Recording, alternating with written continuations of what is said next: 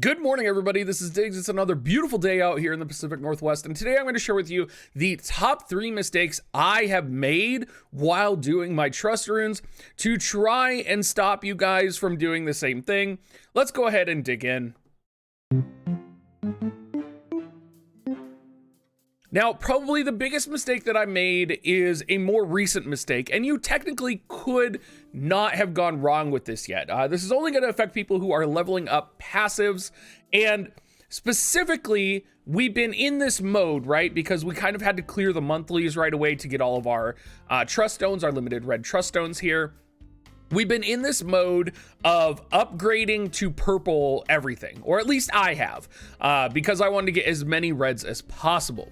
And what's kind of happened is I've neglected the reason for green and blue existing, particularly that comes when leveling up passives. And it's really important if you are at the point where you are leveling up passives, where a lot of people are right now. You do not upgrade your green to blue and your blue to purple, because you are losing an exponential amount of EXP for your passives by doing that. Just to give you an example, one green trust rune merges into a passive ability at a rate of 200 EXP. One blue trust rune merges into a passive ability at a rate of 500 EXP. For one blue trust stone, right?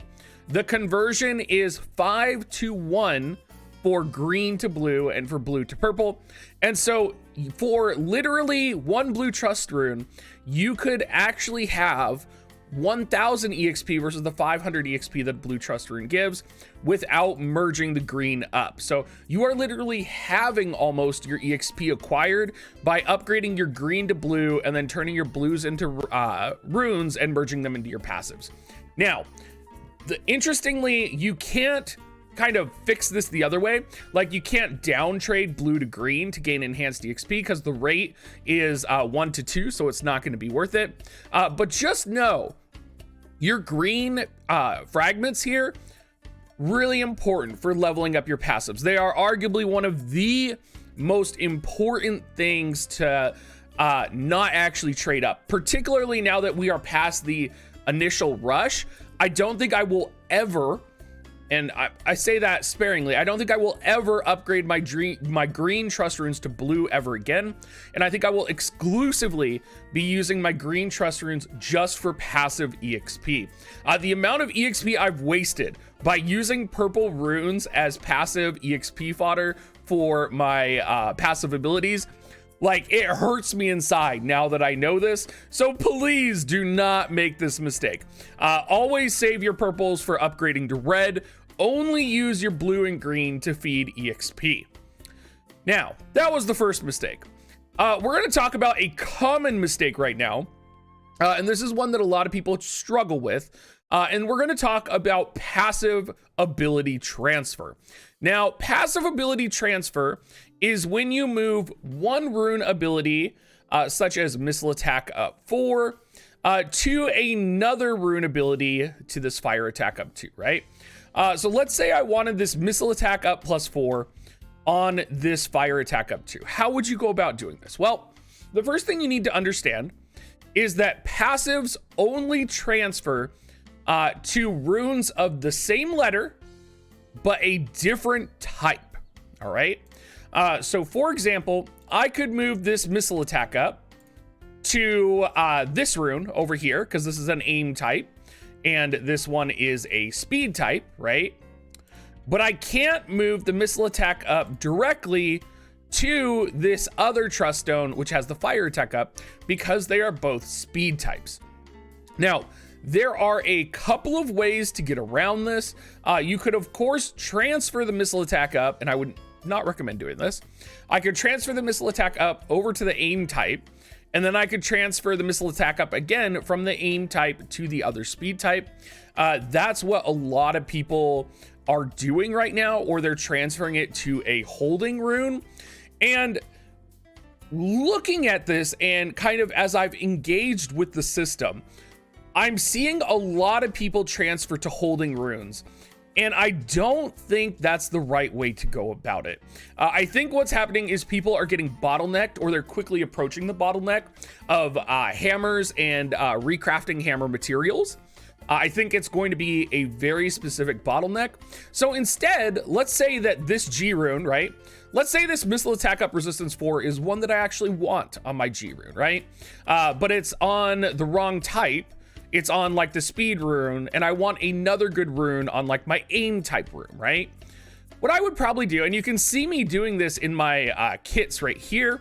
Actually, you can't because I'm using all my runes. Oh, nope, right here, this P rune. What I'm doing is I have basically, this was a P rune that I crafted in order to hold other rune abilities, right? So this P rune, I got lucky and got slash attack resistance up 4 on it. And while I was crafting my other types, I got luck plus 4 as well. So I merged them together.